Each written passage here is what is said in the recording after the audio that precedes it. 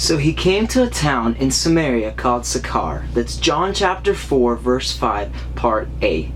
A city or town is often called the heart of a region. Sometimes we hear people refer to a major highway running through their city as an artery. But cities aren't just hearts of regions because of their highways. Cities are hearts because every city is a reflection of the priorities, values, and desires of the people in it. Last week we talked about how Samaria was not the greatest place on earth, right? It was a sinful and perverse place people avoided. Here we see Jesus not just walk through Samaria, but come to a town called Sychar. Jesus could have walked all around the place. He could have walked around the outer fields, snuck around the back properties, but he didn't. Jesus walks right up to the heart of Samaria, one of its towns. Why? Why does Jesus do that? I think this is to show how Jesus lived out a part of God's character described in Jeremiah 17, verse 10. I, the Lord, search the heart. Our God is a heart seeker, guys. He's a heart searcher. He does not pass around messy things in our lives, just like he didn't walk around Samaria. People did then, people still do now, but God, not at all. Now you might say that was then, but you don't know what I've done, or you don't know what baggage I carry. In the Bible, there's this book called Hebrews. Check it out. It describes Jesus like this. Jesus Christ is the same yesterday, today, and forever. That's Hebrews 13:8.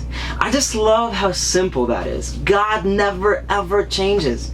And this story is so beautiful because we see Jesus face the sin, face the messy town, and soon a specific woman with lots of baggage. He knows Samaria's heart, and he still pursues them head on. Guys, God wants us to know that he's not afraid of our mess. He actually wants to set us free from it. In fact, you're watching this video right now, and that's proof that God is pursuing your heart. And if you doubt that, that's alright. I've been there. I remember sitting in my counselor's room one day just talking about how undeserving I felt about God's love, and he looked at me and he said a phrase that really stuck. He said, it's a hard thing to have a past.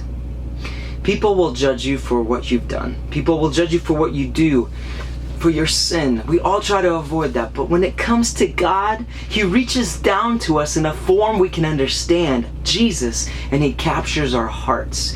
You see, you can't impress Jesus with the mess or the darkness in your life. He already knows what you've done. Guys, Jesus does not wander around the pile of your failure. Jesus stands at the door of your heart. He's not hung up on the rumors that have been swarming you or your family or your friends. He's walked past all of it, and he stands straight up at our hearts, because Jesus came to capture our hearts with his unconditional love.